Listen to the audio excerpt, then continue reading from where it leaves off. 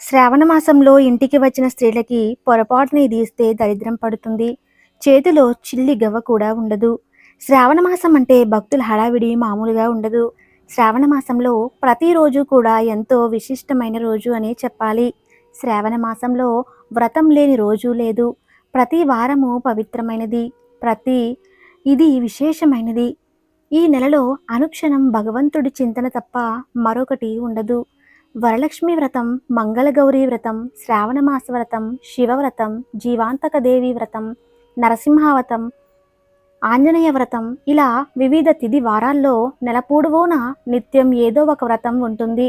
ఈ వ్రతాల ఉద్దేశం పరమాత్మక చింతన, దేవుడిపై భక్తి విశ్వాసాలు ఏర్పడే ఉద్దేశంతో ఇలా వ్రతాలు ఏర్పాటు చేశారు. ఈ వీడియో చూసే ముందు జై శ్రీకృష్ణ అని కామెంట్ చేసి వీడియోని లైక్ చేయండి. స్కంద పురాణంలో శ్రావణమాస విశిష్టతను వివిధ రకాల గురించి వివరించిన ఆ పరమేశ్వరుడు ఈ శ్రావణ మాసం గురించి ఈ విషయాలన్నీ సత్యాలు అని పేర్కొన్నాడు. అందుకే శ్రావణ మాసం కన్నా గొప్ప నెల లేదంటారు ఆ పరమశివుడు. శ్రావణ మాసం కోరికలు తీరుస్తూనే మోక్షాన్ని కూడా ప్రసాదిస్తుంది. భోగ మోక్షకారిగా పేరు ఉన్న ఈ నెలలో నిశ్చలమైన మనసుతో దైవాన్ని ఆరాధిస్తే మీ జీవితం పావనమవుతుంది. మీకున్న కష్టాలు అన్నీ తొలగిపోతాయి. అయితే ఈ శ్రావణ మాసంలో ఆడవాళ్ళు ఇంటికి వస్తే ఏదో ఒకటి ఇచ్చి పంపించడం ఆనవాయితీగా వస్తుంది. శ్రావణ మాసంలో ఆడవారి ఇంటికి వస్తే తాంబూలం కానీ, రవిక వస్త్రం కానీ, పూలు గాజులు కానీ ఇస్తారు. ఏమీ లేకపోతే ఒక పండు ఇచ్చి కుంకుమ బొట్టు పెట్టి పంపుతారు. కానీ శ్రావణ మాసంలో ఇంటికి వచ్చిన వారికి పొరపాటున కూడా ఈ వస్తువులను ఇవ్వకూడదు అని శాస్త్రం చెబుతుంది. అలా కాదని ఇంటికి వచ్చిన వారికి ఈ వస్తువులు ఇస్తే మాత్రం మీ ఇంటికి దరిద్రం పడుతుంది. మీ ధనమంతా కరిగిపోతుంది. అలాగే లక్ష్మీదేవి మీ ఇంటి నుండి వెళ్ళిపోతుంది. చేతిలో ఒక్క రూపాయి కూడా మిగలదు. అడుక్కునే స్థాయికి వెళ్ళిపోతారు.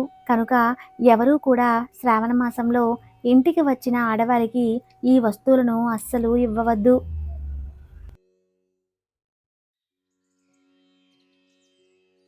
అలాగే లక్ష్మీదేవి మీ ఇంటి నుండి వెళ్ళిపోతుంది. చేతిలో ఒక్క రూపాయి కూడా మిగలదు. అడుక్కునే స్థాయికి వెళ్ళిపోతారు. అలా ఇచ్చి కోరిక కష్టాలను తెచ్చుకోవద్దు. మరి ఇంతకీ శ్రావణ మాసంలో ఇంటికి వచ్చిన వారికి ఏ వస్తువులు ఇవ్వకూడదు అనే విషయాన్ని ఇప్పుడు ఈ వీడియోలో వివరంగా మనం తెలుసుకుందాం. శ్రావణ మాసం అంటేనే శుభాల మాసం. ఈ మాసంలో వచ్చే సోమవారాలు, మంగళవారాలు, బుధవారాలు, గురువారాలు, శుక్రవారాలు, శనివారాలు అన్నీ పవిత్రమైన వారాలు. ఈ మాసం అంతా కూడా పవిత్రమైన మాసంగానే పరిగణిస్తారు. స్త్రీల దోసిట్లో శనగల మూట, కాళ్లకు పసుపు, తలలో పూలు, చేతులకు గాజులు, ఇంటికి తోరణాలు, కొత్త చీరలు, పట్టు చీరలతో ప్రకృతి అంతా కూడా ఈ మాసంలో సౌభాగ్యమానంగా కనబడుతుంది. అలాగే కొత్త కొత్త బంగారు నగలు, గాజులను కూడా ధరిస్తారు. ఎటు చూసినా కూడా పండగ వాతావరణమే కనబడుతుంది.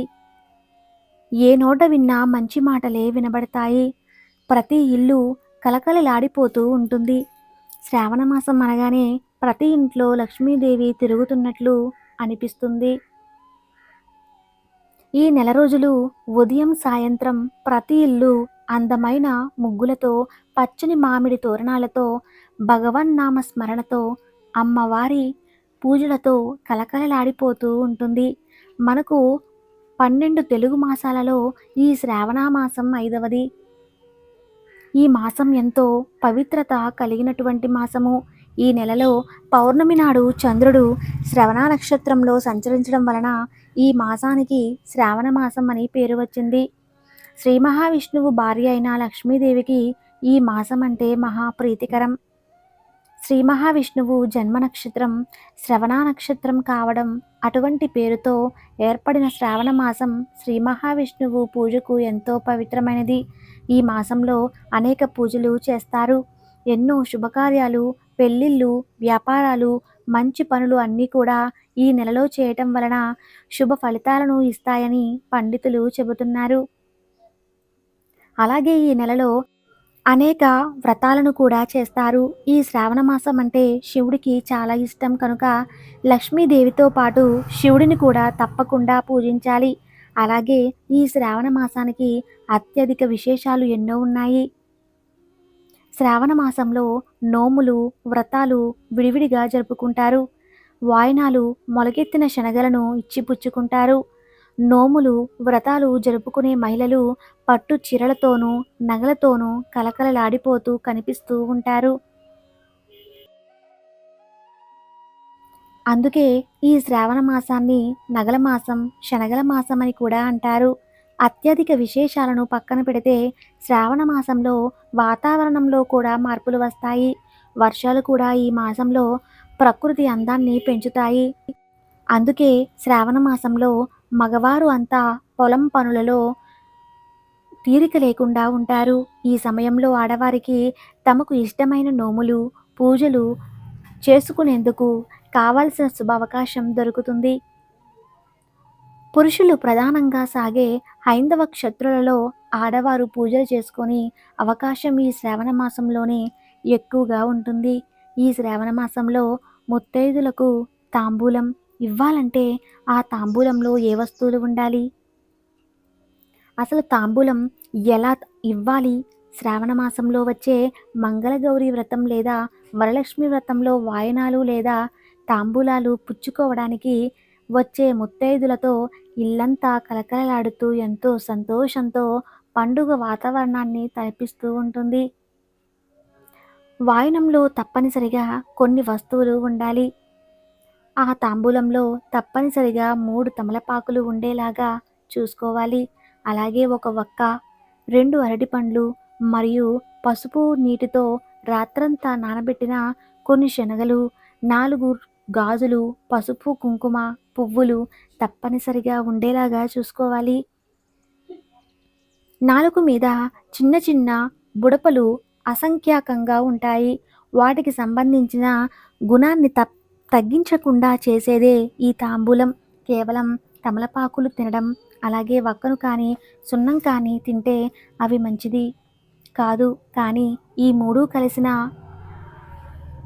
అవసరమన్నీ తింటే మాత్రం చాలా మంచిది. తాంబూలంలో 13 రకాలైన ఆరోగ్య ప్రయోజనాలు ఉన్నాయి. గృహిణి ఆరోగ్యంగా ఉంటే ఇల్లంతా కూడా ఆరోగ్యంగా ఉంటుంది.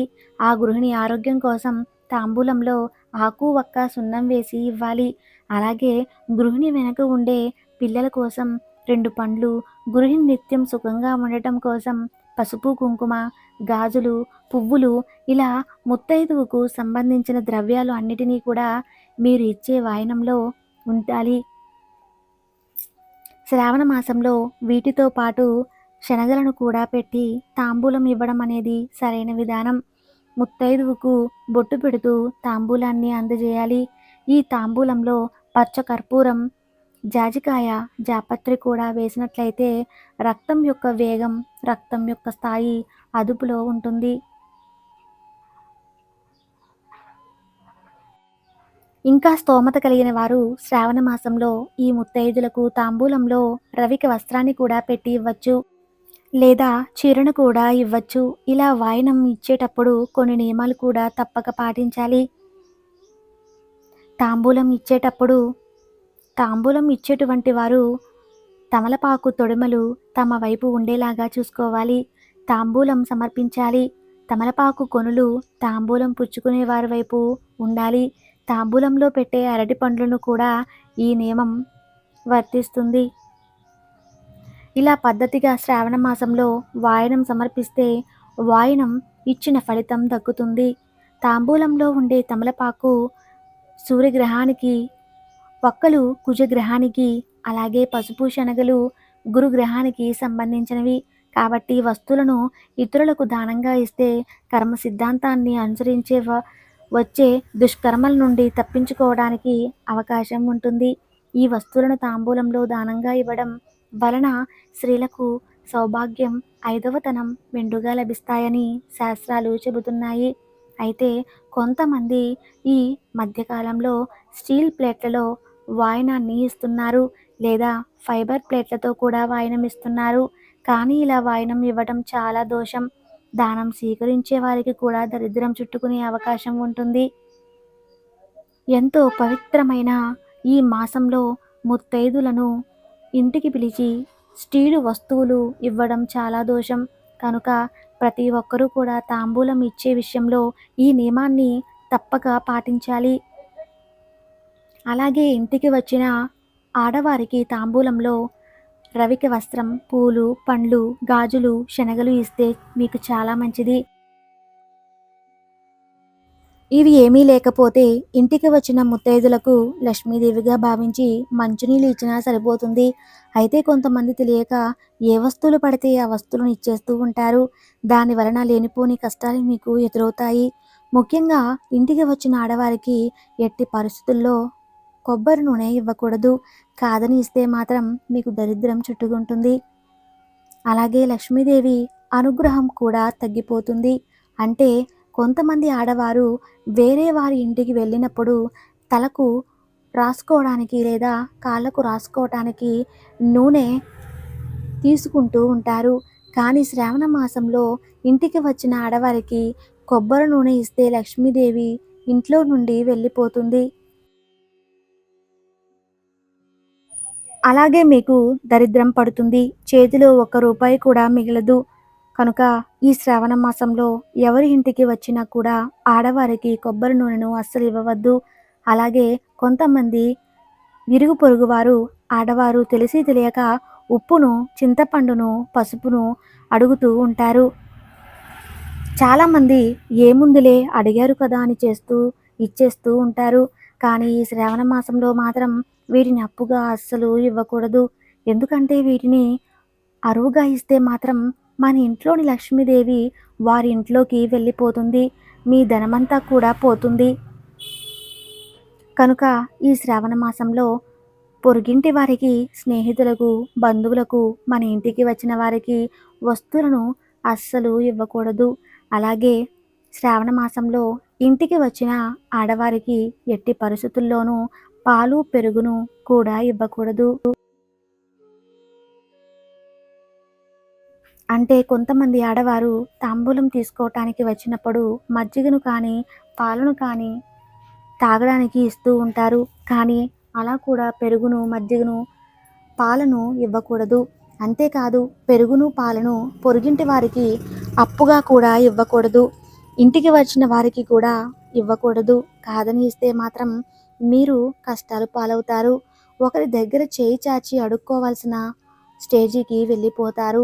అలాగే ఈ శ్రావణ మాసంలో మంగళవారం, శుక్రవారం రోజు డబ్బులు వేరే వారికి అప్పుగా అసలు ఇవ్వకూడదు.